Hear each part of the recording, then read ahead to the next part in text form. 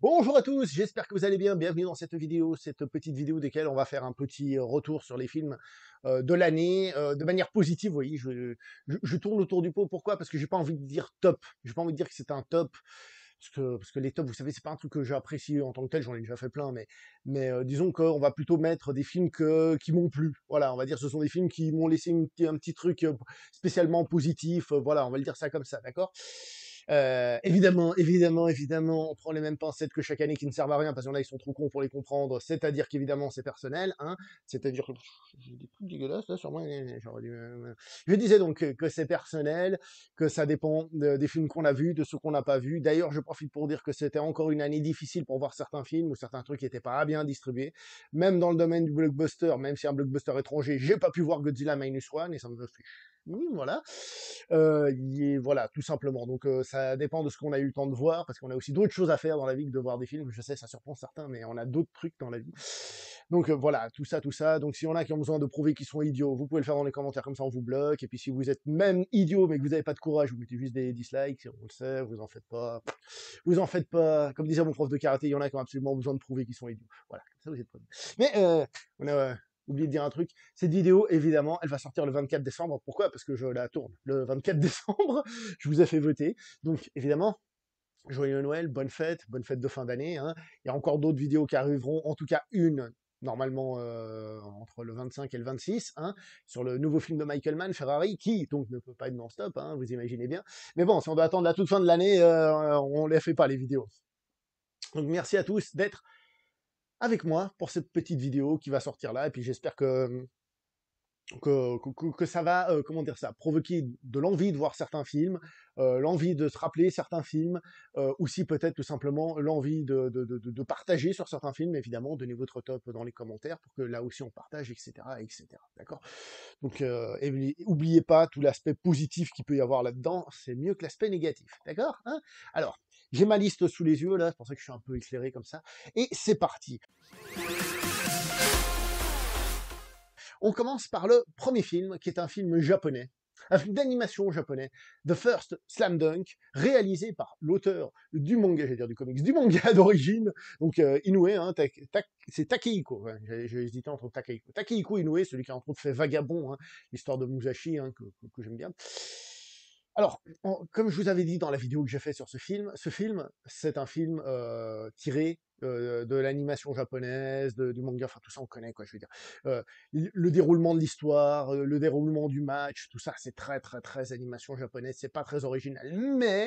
Mais, déjà il y a la technique que j'ai trouvé incroyable, la technique visuelle, hein, j'ai trouvé ça très très beau, magnifique. Et surtout, ce qui est fort dans ce film, c'est que la narration se fait à travers le match en lui-même. On n'a pas vraiment d'introduction, on a une toute petite, et ensuite on est dans le match, tout de suite, poum, ah bon, lui contre lui, bon. Et dans ce match, on va nous raconter qui, quoi, comment, leurs enjeux, ce qu'ils jouent, et c'est super bien fait. C'est super bien fait, c'est super bien foutu. Même quand il y a du suspense, bah, ça fonctionne. Bon, après, c'est très classique, mais c'est hyper efficace. The First Slam Dunk, c'est le film qui, de base, ressemble à un produit dérivé, mais qui à l'arrivée eh ben, est un produit dérivé, mais un produit dérivé méga classe, qui est autre chose que simplement, vous savez, qu'un OVA ou un truc comme ça, un peu, voilà. Non. Le film est très très bon, et en plus, il a un début, un milieu et une fin, parce qu'on peut le voir vraiment comme un film cinématographique à 100%. Et rien que pour ça, c'est très bon. Vous voyez que j'ai de la peine à parler aujourd'hui, ça se voit que je viens de me réveiller, hein. Bon, allez, on passe au film suivant. Le film suivant, c'est Noël, c'est un film récent. Et j'ai décidé de mettre le film Wonka de Paul King. Pourquoi le film Wonka de Paul King? Parce que je trouve que ce monsieur, il a un talent, après les deux Paddington, il l'a prouvé, il a un talent pour capter l'essence du cinéma merveilleux, qui émerveille, cinéma de Noël, pour enfants, mais sans les prendre pour des demeurés, pour des crétins finis et tout ça. C'est-à-dire qu'il fait vraiment des films pour toute la famille. On a un peu l'impression qu'avec les années, on a un peu perdu cette notion de, voilà, c'est un film pour toute la famille, c'est-à-dire qu'il vise les enfants, mais les adultes peuvent en profiter. Maintenant, on a un peu l'impression qu'on a, oui, bon, c'est pas ouf, mais bon, c'est pour les enfants. Je le dis aussi, parce que c'est le cas, certains films, c'est ce qu'ils visent. Mais ce film-là, c'est un de ces films qui arrive à rassembler les gens autour. Je le rappelle, même si c'est un détail, mais je rappelle que ça n'a rien à voir avec le film de Burton. Il se base plutôt sur le film de 71 et sur le livre d'origine, sur l'origine du personnage qui n'a rien à voir avec celle de Burton. Voilà. Moi, je trouve que c'est un film coloré, un film qui transmet des bonnes ondes, qui a un côté, bon, comédie musicale évidemment, mais aussi dans son univers, qui a un côté conte de fées, tout ça. Bref, c'est du cinéma de Noël comme j'aime en voir. C'est largement au-dessus des téléfilms de Noël et tout ce qui va avec. Donc pour moi, c'est un film qui mérite euh, d'être là parce qu'il arrive à avoir cette magie. Et comme on voit dans plein d'autres films qui essayent de l'avoir, ben ils l'ont pas. Et ce film, il l'a. Et ça, rien que pour ça, il mérite d'être là. Oula, le film suivant, ça va commencer à faire jaser un peu les gens. Alors c'est pas parce que c'est un film que les gens ont détesté. Hein. Il a quelle note? Je regarde sur Allociné, ouais, il a une note assez moyenne. Hein. Non, non, ils l'ont pas trop détesté. D'ailleurs, la presse a été, ouais, à peu près pareil. C'est pas qu'il a été détesté, c'est qu'il a simplement été oublié par la plupart des gens. Moi, j'en ai fait une vidéo, mais je l'avais fait pour les membres de la chaîne. Seulement pour les membres de la chaîne. Pourquoi? Parce que déjà, j'ai pu le voir à sa sortie à l'instant. J'ai dû attendre, je crois, genre, quelques jours avant de le voir. Deuxièmement, parce que j'avais déjà fait une vidéo. Troisièmement, parce que c'est un film qui a moins de portée visuelle, donc tout simplement, je réserve ça à ceux qui suivent la chaîne un petit peu plus, donc les membres soutiens. Je profite pour faire un petit peu de pub pour les membres soutiens. La plupart des membres soutiens me disent j'ai besoin de rien faire parce que c'est juste pour soutenir. Je vous remercie encore d'ailleurs. Ouais. Mais il faut aussi faire des choses, aussi pour motiver les autres. Donc voilà, ça c'était un film dont j'ai parlé à l'époque. Et si vous ne l'aviez pas vu, eh ben vous pouvez le rattraper, mais pas au cinéma. Le film en question s'appelle en français, parce que moi j'ai le cité par le titre anglais, c'est Et l'amour dans tout ça, qui est un film anglais. Un film anglais réalisé, si je dis pas de bêtises, par un Indien. Hein, mais c'est un film qui va traiter du sujet de l'immigration pakistanaise. Enfin non, c'est pas de ça que ça parle, mais c'est de ça que ça parle quand même. En gros, pour être simple, ce film, c'est une comédie romantique assez classique. Assez classique, hein. Je veux dire, on sait déjà comment ça va finir, on connaît les tenants, les aboutissants, tout ça, tout ça, tout ça. Mais ce qui est important, c'est pas, j'ai dit, j'arrive pas à parler, hein, mais ce qui est important, ce n'est pas ce qu'est le film au premier degré, c'est ce qu'est le film au second degré. Le film va nous parler d'un Pakistanais qui habite en Angleterre. C'est un Anglais. C'est un Anglais, c'est un fils d'immigré, c'est un Anglais, c'est un pur British, mais il est d'origine pakistanaise, la religion et tout ce qui va avec. Et donc, rien qu'avec ça, on a déjà toute la thématique de l'immigration, comme je vous ai dit. Qu'est-ce que c'est que de venir d'un endroit, mais d'être d'un autre endroit? Toutes ces questions qu'on se pose aussi en France, pas avec les Pakistanais, même s'il y en a aussi, mais avec d'autres origines. Et d'ailleurs, de manière plus globale, toute personne qui est immigrée et qui vit dans un autre pays se pose ces questions. Parce qu'évidemment, on va nous parler de l'adaptation. Lui, il est complètement adapté, il parle la langue, tout ce qui va avec, il est médecin, il a un bon boulot, tout ce que vous voulez. Mais il y a quand même une part de tradition, de d'où tu viens, de choses que tu aimes bien de ton pays quand même, ou des choses qu'on t'a inculquées. Et donc, le film, il va parler un petit peu de ça. Ça, c'est une des thématiques. L'autre thématique, c'est le mariage arrangé. Alors, moi, personnellement, le mariage arrangé, de base, je suis contre, mais j'ai parlé avec des gens qui sont originaires de certains pays où il y a des mariages arrangés, et alors, eux aussi, ils étaient contre, que les choses soient claires, autant les garçons que les filles, mais parce qu'ils habitaient ici, mais eux aussi avaient une réflexion un peu différente sur les qualités et les défauts de la chose. Et quand tu réfléchis au-delà de simplement prendre position en mode borné, en effet, il y a des petits débats sur certains points, même si ça ne me fait pas changer d'avis, mais il y a quand même des petits débats. Comme dans tous les sujets, il faut être capable de voir le pour et le contre de toute chose, mais ça, vous le savez déjà. Donc il y a un petit peu cette réflexion dedans. C'est pas celle qui est le plus mise en avant, mais c'est intéressant parce que lui, il suit cette voie, tandis que elle, une comédie romantique, je dis lui et elle, vous voyez, elle, c'est plutôt une demoiselle qui va justement vivre une vie très à l'occidentale, justement, très ouverte sexuellement et tout ce qui va avec. Et donc, il y a un peu cette opposition, mais le film, il est magnifique parce qu'il ne fait pas de l'opposition, puis c'est une comédie romantique. Il fait un rapprochement et dire que, voilà, il y a ces différences, et on se pose des questions sur ces choses-là, mais finalement, si on arrêtait d'être con dans la vie, ah, grosso modo, il le dit pas comme ça, il le dit plus subtilement, et finalement, et pourquoi pas? Et pourquoi on vivrait pas bien? Et le film, donc comme j'ai dit, c'est une comédie romantique de base avec un fond plus intelligent, et il traite la chose de manière légère, avec humour. C'est pas en mode tiens, je te fais la leçon, toi, petit con. C'est légère, c'est de l'humour, c'est une comédie romantique premier degré, tout ça, c'est coloré, c'est bien foutu. Pour moi, c'est vraiment un film qu'il faut voir, un film qui dépasse le cadre dans lequel on l'a enfermé. Franchement, c'est un film qui dépasse le cadre dans lequel on l'a enfermé et qui le fait, ma foi, à mes yeux, très bien. C'est une petite pépite ce film, voilà, tout simplement. C'est dit. On passe au suivant. Allez, Là, maintenant, ça gueulera jusqu'au bout, hein. Le film suivant. Après avoir parlé d'un film anglais à tendance pakistanaise, j'ai mis un film indien directement. Et j'ai mis, ladies and gentlemen, j'ai mis Pathan, Pathan. Pathan, Pathan, Pathan, Pathan, Pathan. Qu'est-ce que ça m'a fait du bien de voir ce film au cinéma. Oh là là là là, qu'est-ce que ça m'a fait du bien de revoir le King au cinéma. Il avait plus fait de film depuis je sais pas combien de temps, il était attendu, la salle était blindée d'Indiens quand on voit le personnage, enfin, on voit le personnage, mais il a une cagoule, on voit pas que c'est lui, on voit que le public est là, ouais, c'est lui, c'est lui. Quand on voit sa tête, ouais, la salle a gueulé. Ah là là, c'était génial. Franchement, c'était un kiff, un pur kiff. Parce que c'était un moment, vive l'instant, un peu comme si vous voulez, on a eu pour Avengers Endgame. Mais ce qui est très fort avec en tout cas dans cette salle où j'étais, c'est que les gens savent quand gueuler et quand se taire. C'est-à-dire que le film leur disait, hey, là maintenant tu gueules, là maintenant tu gueules plus. Il y a le gros plan sur sa tête quand il apparaît, ouais, le ralenti arrête, ils arrêtent. Incroyable, incroyable l'ambiance. Le film en lui-même est un patchwork de plein de trucs de films d'espionnage, d'action. Ça a réuni toutes les idées, missions impossibles, toutes les missions impossibles que vous voulez, du James Bond, de tout ce que vous voulez. C'est un film qui fait partie de comment ils appellent ça déjà, le Spy Universe, on va le dire comme ça, Cinematic Universe. Et ils font je crois que c'est le Yash, le Spy Cinematic Universe, enfin bref. Ça c'est peut-être un défaut sur la durée sur les films, parce que forcément, Cinematic Universe, ça veut dire souci. Mais le film est quand même un film en lui-même complet, bien foutu, jouissif, avec de l'action, du plaisir, de la musique, des très bonnes musiques comme d'habitude on a en Inde. C'est vraiment kiffant. On a Deepika Padukone qui est comme toujours merveilleusement belle, même si je trouve un peu vulgaire à des moments, ça c'est mon avis perso, hein, qu'est-ce que vous voulez. Hein. Comme quoi des fois, hein, donc voilà. Non, c'était un pur plaisir et puis voilà. Puis c'était de l'action et c'était bien foutu et voilà. C'est le cinéma indien, il faut adhérer au cinéma indien. Si vous adhérez au cinéma indien, vous allez kiffer. Et puis sinon, tant pis pour vous. Il y a d'autres films à voir, et puis voilà, c'est la vie. Allez, on passe au suivant, et au suivant. Allez, j'ai dit que ça n'allait pas arrêter de gueuler. Hein.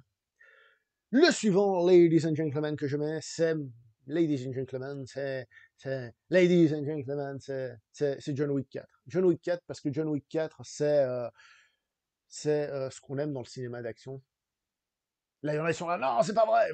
Pas vous, moi en tout cas. Vous savez qu'en tant que fan de cinéma d'action, forcément, je suis fan de cinéma de Hong Kong, de la grande époque, et John Wick 4, c'est l'américanisation de ce qu'était le cinéma de Hong Kong à l'époque, des années 80, 90, ça a tout pété. Donc, c'est un retour en arrière, mais un retour en arrière, on va dire, récent avec les techniciens quand même américains. Ce que je veux dire, c'est que la qualité d'image, c'est des caméras modernes, mais avec une ambition à l'ancienne. Et une ambition à l'ancienne, c'est pas juste le cinéma de Hong Kong, ce sont des cascades à l'ancienne. C'est-à-dire que ce sont des films de cascadeurs, des films où on met en avant l'action, la cascade, le geste, la projection. Et ça, c'est magnifique, ça, c'est magnifique. Ouais, la scène des escaliers, elle est trop longue. Tout à fait. Elle est longue, elle est très longue. Mais on est là pour ça. On est là pour ça, on est là pour regarder de l'action. Donc quand un film te donne de l'action, on se plaint, vous voyez, je veux dire. Alors oui, je vous avoue, je l'ai trouvé long, au bout d'un moment, j'ai fait rien. Mais en même temps, c'est censé, on est à Hollywood, censé être le dernier film de la franchise. Donc moi, tu m'en donnes plus, tu me fais, je sais pas, une scène peu générique de 30 minutes ou avec que de l'action, je prends, tu vois. Je veux dire, on est là pour ce spectacle-là, ce spectacle primaire du cinéma d'action, presque qui revient au cinéma muet, c'est-à-dire où le scénario il est là, mais on s'en fout. L'important c'est l'exécution physique, on est presque au cirque, mais comme on est au cinéma, on peut retourner les scènes pour que l'enchaînement soit correct, mais c'est filmé en plan large, blablabla, c'est du savoir-faire. Et ça, c'est un problème aussi. C'est que beaucoup de spectateurs, je dis pas vous, parce que si vous êtes sur cette chaîne, vous êtes forcément des spécialistes hein, du domaine, euh, avec tout ce que je vous ai fait finir, avec tout ça. Mais il y a ce que je veux dire, c'est que le savoir-faire de l'action, c'est filmer l'action correctement, c'est exécuter l'action plus ou moins correctement. Keanu Reeves, c'est pas le meilleur à ce niveau-là, mais quand même, il y a l'exécution de l'action correctement, etc., etc. Ça, ce sont des choses qui sont souvent délaissé par le public. Le public a souvent de la peine à prendre du plaisir avec ça, parce que c'est pas son truc, tout simplement. Mais il a de la peine à voir la différence entre un bon et un mauvais film au niveau des scènes d'action. Et ils font ce qu'ils veulent, comme j'ai dit. Mais le savoir-faire de l'action est souvent mal considéré. Et quand il y a du savoir-faire d'action qui est très bien fait, bah, il faut le dire. Alors évidemment, on a vu mieux à Hong Kong à une époque, hein, évidemment. Mais on n'est pas à Hong Kong, on est aux États-Unis, puis Hong Kong c'est un peu cassé la gueule, donc moi pourquoi pas. Puis en plus il y a Donnie Yen, certes, Donnie Yen a aussi fait des castagnes plus balèzes, oui certes, mais il est quand même là. Et il fait un personnage stylé. John Wick 4, c'est du plaisir, c'est du bonheur, c'est là, c'est pour l'action, c'est pas pendant ta gueule. Voilà, voilà. Que demande le peuple? Hein? Oui, de gueuler. C'est vrai.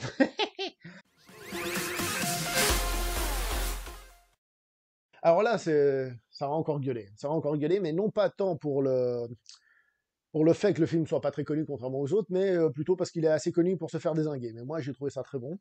Alors, je l'ai vu, alors il est sorti le 18 janvier, donc moi je l'ai vu avant parce que je l'ai vu en projo presse, donc excusez-moi qu'il soit pas le plus frais possible dans ma tête. Mais j'ai beaucoup aimé Babylone de Damien Chazelle, qui est un film du cinéma sur le cinéma. Alors, je me rappelle plus exactement ce que j'ai dit à l'époque, mais maintenant, par rapport à l'année, en y repensant, par rapport à tout ce qui reste, c'est un des films qui reste dans mon top. Par rapport à sa description de ce Hollywood de l'époque, qui est entre l'hommage, mais en même temps aussi la critique par rapport à tout ce qu'il y a de négatif. Il y a une mise en scène qui est précise. Il y a Bon, il y a des trucs un peu, voilà, comme, c'était quoi? C'était le caca d'éléphant, là. Mais, il y a toute une histoire là derrière, et beaucoup de gens ont gueulé, par exemple, sur le montage final, et j'ai envie de dire, le montage final, il avait pour but de placer un peu l'histoire du cinéma, mais aussi d'avoir des films populaires pour que les gens restent dessus. Alors certes, ça peut paraître un peu facile, on dirait un peu un montage YouTube, si vous voyez ce que je veux dire, mais globalement, moi j'ai trouvé que les choix des films, après certains te parlent d'autres moins, étaient corrects. Après oui, on peut se plaindre qu'il n'y ait pas assez de films asiatiques, par exemple, j'ai Léo Kurosawa dans ce montage, mais il y est pas, je crois. Je crois, je l'ai pas revu, mais peut-être qu'il y est, puis je dis n'importe quoi. Mais oui, on peut se plaindre de ce montage, tout ce qu'on veut, mais il représente assez bien une vision du cinéma, et en plus, vous savez quoi, il représente la vision du réalisateur, donc voilà, on s'en fout. Et le réalisateur continue ce qu'il faisait en y réfléchissant. Le film peut avoir ses défauts, mais ça reste quand même un vrai film de cinéma. Bon, sur le cinéma, c'est un peu facile en ce moment, mais qui a quand même une énergie et qui raconte quelque chose, et qui en plus euh, peut raconter d'autres choses un petit peu plus subtilement. Mais là, j'ai plus assez en tête pour me rappeler exactement ce que c'était. Je me souviens de ça. Allez, on passe au suivant. On passe au suivant, hein. On passe au suivant. Et le suivant, ça va encore faire gueuler, c'est encore un film indien, puisque c'est Javan. Javan qui veut dire soldat. Alors, c'est encore avec Shah Rukh Khan. Il faut savoir que j'adore Shah Rukh Khan, malgré tous les défauts qu'il peut avoir. Je kiffe ce mec. Avec tous les bons moments que j'ai passés avec lui au cinéma, devant des films et tout. Je suis en admiration. Donc, d'ailleurs, demain, hein, aussi, je vais voir son autre film que j'ai pas pu encore voir, qui est au cinéma. Je vais foncer, et je vais être heureux comme un papa. Alors, je vais dire que c'est de la merde, mais c'est pas grave. Donc, bref, Javan. Qu'est-ce que c'est que Javan? Javan, c'est encore une fois un film d'action indien, un peu comme Patan. Lui, il ne fait pas partie de cet univers. Le début, j'ai eu un peu de peine. Hein. La mise en scène est vraiment, vraiment appuyée. Ça en fait vraiment, vraiment des caisses. L'histoire met peut-être un peu de temps à trouver le petit truc, mais au moment où elle le trouve, au moment où tu as le petit message politique, parce que c'est un film qui a un petit message politique, qui d'ailleurs passera très bien en France, hein, je pense, pour la plupart des gens, et ben le film, il est incroyable d'énergie, c'est une, comment vous dire ça, c'est de l'énergie, le film, c'est de l'énergie. Pour certains, ce sera trop, mais c'est de l'énergie,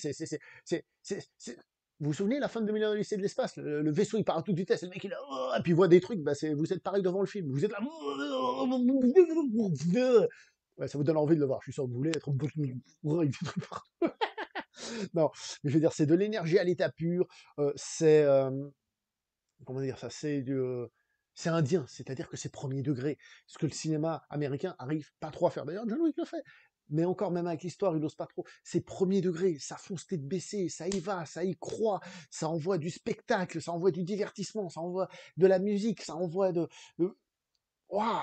Alors oui, bien sûr, pour les amoureux de cinéma classique à l'ancienne, justement, après ce que j'ai dit sur John Wick, justement, la caméra elle bouge trop et tout ce que vous voulez sur certains trucs, trop de gros plans et tout ça, ouais, mais l'action est quand même super bien filmée à sa manière, etc., etc. C'est du pur bonheur, c'est du pur kiff. Je suis sorti de ce film, je me souviens, j'étais mais crevé. J'avais l'impression que j'avais fait du sport. Vous savez, quand on a, je sais pas moi, on a un truc à faire pour l'école de 4 heures, et puis on bosse, on finit, on a le cerveau qui fonctionne plus. Là, c'est pas le cerveau qui fonctionnait plus, c'était le corps. J'étais crevé. Mais c'était bon, c'était bon. Franchement, Javan, foncez, regardez-le, kiffez-le, aimez-le. Voilà, tout simplement. Les deux films indiens, je dis un peu les mêmes choses parce que c'est un peu les mêmes sensations. Javan est encore plus puissant, encore plus énergique. Mais les deux, pour moi, ça a été un kiff. C'est-à-dire, je suis allé au cinéma et je suis sorti heureux. Fatigué, mais heureux. Et ça, sortir d'un film en mode, après, j'analyserai le pour, le contre, le truc. Mais là, tout de suite, ah, ah, ah, c'est comme une partie de jambes en l'air. Ah, qu'est-ce que tu fais? Voilà. Fallait que je la fasse celle-là. Allez, on passe au suivant. Le suivant, il est pas court non plus, lui par contre beaucoup plus récent, hein, je l'ai vu aussi en Projo Press, je me souviens, c'était avant de rentrer dans la salle, c'était limite échauffement, on se prépare bien, puisque je parle de Killers of the Flower Moons de Scorsese, qui est un film long, très long, donc forcément, avant d'aller dans la salle, on se prépare. Moi, j'ai vu un film de 8 heures une fois, oui, je m'en fous, n'empêche qu'il est très long. Euh, mais ce qui est fort, c'est qu'il utilise cette longueur pour justement nous montrer cet assassinat des Indiens, mais pas des assassinats en mode brush boom, on te tue, mais vraiment peu à peu, toi, que tu comprennes que c'est un truc insidieux et tout ça. Et ça, c'est très bien fait. Et ce qui est bien, c'est que, justement, à travers ça, il parle de massacre de ces Indiens-là, mais il parle aussi de beaucoup d'autres choses. Et à ce niveau-là, on peut dire que le film est woke, hein, d'une certaine manière, parce qu'il va parler de comment on maltraite certaines communautés, mais pas frontalement, c'est un peu de manière faux cul, tu vois. Hein, et à ce niveau-là, il est très réussi. Déjà, la mise en scène, elle est bien, les acteurs sont très bons. Certains ont gueulé contre DiCaprio en disant c'est pas peut-être sa meilleure interprétation, mais il reste quand même excellent. Enfin bref, j'ai trouvé que tout était à sa place. T'as pas vraiment, t'as pas l'impression de te faire chier parce que il y a toujours quelque chose d'intéressant à suivre dans l'évolution, dans ce qui se passe, etc., etc. Et à l'arrivée, moi je trouve que c'est un très très bon film. Franchement, c'est un film maîtrisé surtout sur sa longueur. C'est là qu'on voit que le mec il a choisi de faire un film long pour des raisons de faire un film long, pas comme certains films qu'on critique, hein, pour des raisons de film long, pour une raison, pour développer certains aspects, pour mettre certaines notions dedans. Et à ce niveau-là, c'est réussi. Voilà, donc Killers of the Flower Moon, très bien. D'ailleurs, j'ai vu que le livre était sorti et on m'a dit que le livre avait encore plus de trucs, on me l'a dit dans les commentaires. On passe au suivant. Faisons gueuler encore les gens. J'ai mis évidemment Barbie. Barbie, c'est un film incroyable, non, c'est pas vrai. J'ai mis Oppenheimer, bam, dans ta gueule, tiens, tiens, mange. Comme ça gueule. Alors, Oppenheimer, de Christopher Nolan. Christopher Nolan, beaucoup de gens ne peuvent pas le supporter. Moi, j'adore. J'adore. Il a des défauts, mais j'adore. Et il y a des critiques qui sont faites sur lui qui me paraissent totalement débiles, d'autres plus justifiées. Hein, si on me dit que certains films, par exemple, son dernier, là, comment il s'appelait déjà? J'ai un blanc. Tenet, que Tenet était pas totalement clair dans son histoire, machin. Oui, oui, oui, oui. Ouais, il fait des films froids. Oui, ça c'est parce que il y a plusieurs types de films. Il y a les films chauds, comme les films indiens, justement, celui que j'ai dit, l'anglais, c'est marrant, encore un truc qui est pas l'Inde mais au Pakistan. Et il y a les films froids, c'est-à-dire des films qui vont raconter des choses, mais qui vont pas te faire t'attacher au personnage, mais t'attacher à l'histoire ou à la situation. Ça arrive aussi. Ça arrive aussi. Par exemple, c'est ce qu'il avait fait dans Dunkerque. C'était pas tant de t'attacher au personnage, mais t'attacher à la situation. Bref, quoi qu'il en soit. T'attacher à la situation et au drame, donc indirectement au personnage. Bref, Oppenheimer, qui cette fois se centre sur un personnage, il part sur un biopic, c'était particulier. C'était pas forcément l'histoire qui me fascine le plus, c'est toujours pas l'histoire qui me fascine le plus, mais il le fait tellement bien, puis il arrive tellement à te donner cette sensation de malaise à la fin, Puis en même temps que s'il le faisait pas, bah c'est l'ennemi qui allait avoir cette bombe atomique et qui allait faire des choses pas bien. Le film raconte son truc, il y a aussi tout l'aspect judiciaire à des moments, la construction non linéaire qui aide, à mes yeux, à maintenir un intérêt parce que justement, tu es actif sur plusieurs plans à la fois, t'es pas juste passif l'un après l'autre, etc., etc. On peut dire d'autres, on me rappelle plus, mais que le film en lui-même a une efficacité et une interprétation d'acteur, hein, Cillian Murphy, il est excellent. Franchement, pour moi, c'est un film qui, je veux dire, qui laisse des traces, c'est le cas de le dire, mais qui est fait par un réalisateur moderne qui a des ambitions de réalisateur moderne, mais qui justement fuit tout ce qui est franchisé, tout ça, et fait des films à ambition, malgré que ce soit moderne. Je dis malgré que ce soit moderne parce qu'à l'heure actuelle, le blockbuster et tout ça, c'est très cadré. Et moderne parce que c'est quelqu'un qui aime filmer les choses, etc., qui a en plus qui veut de l'IMAX, vous voyez, des trucs modernes, mais qui ne fait pas partie de ces franchises. Bon, vous avez compris, je m'embrouille, mais vous avez compris. Allez, on passe au dernier et au premier. Vous êtes prêts? Ça va gueuler. Le number one, et quand je vous dis que ça va gueuler, c'est parce que ça va gueuler. Ça va gueuler non pas pour le film déjà, enfin si pour le film, mais aussi pour les films qui y sont pas. Hein, donc voilà. Mais comme je vous ai dit, je m'en bats les voilà. Alors, le premier, moi j'ai mis Misanthrope de Damian Cifron, un Argentin. Un Argentin qui débarque aux États-Unis, premier film américain.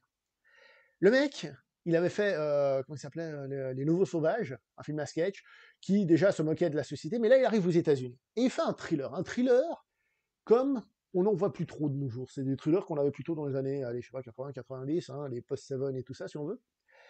Euh, Seven, c'est quelle année déjà? Je sais plus. Attends.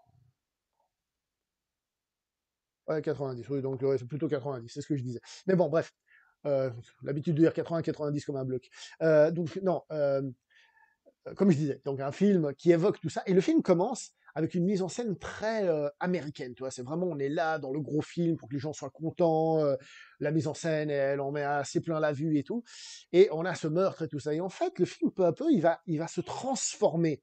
On part du côté bling bling de la mise en scène pour venir vers un truc plus sobre, plus abrupt, comme ça, pas mal réalisé, très bien réalisé. Par exemple, il y a ces moments où, vous savez, on a ces lumières blanches qui sont surexposées, enfin, il y a une surexposition, c'est très blanc, tout ça.